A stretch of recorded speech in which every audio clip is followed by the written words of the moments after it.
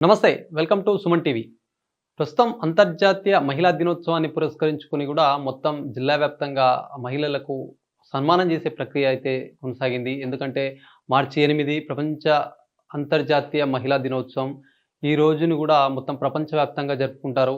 ప్రపంచవ్యాప్తంగా ఉన్నటువంటి మహిళలు అనేక రంగాల్లో, అనేక అభివృద్ధిలో తోడ్పడుతుంటారు. ఈ నేపథ్యంలో వారి వారి రంగాల్లో వాళ్ళు సాధించిన ప్రగతి కావచ్చు, వాళ్ళు చేసినటువంటి సేవలు గావచ్చు, ఇవంతా గూడా గుర్తించడానికైతే ఒక మహిళని గౌరవించి, గుర్తించే విధంగా అయితే మహిళా దినోత్సవాన్ని జరుపుకుంటారు. ఈ నేపథ్యంలో నిజామాబాద్ ప్రెస్ క్లబ్ ఆధ్వర్యంలో గూడా గత 3 సంవత్సరాలుగా ఈ మహిళకు సంబంధించి సన్మానం కార్యక్రమాలు గూడా నిర్వహిస్తున్నారు. దీనికి సంబంధించి ఇప్పటికే డీఎంహెచ్ఓ రాజశ్రీ గావచ్చు, ఇక్కడ మహిళా పోలీస్ స్టేషన్ సీఐ శ్రీలత గావచ్చు, మాజీ ఫ్లోర్ లీడర్ శ్రవంత్ రెడ్డి వీళ్ళందరూ గూడా వచ్చి ఇక్కడ ఉన్నటువంటి పనిచేసే జర్నలిస్ట్ మహిళలందరికీ కూడా సన్మానం చేసినటువంటి పరిస్థితి.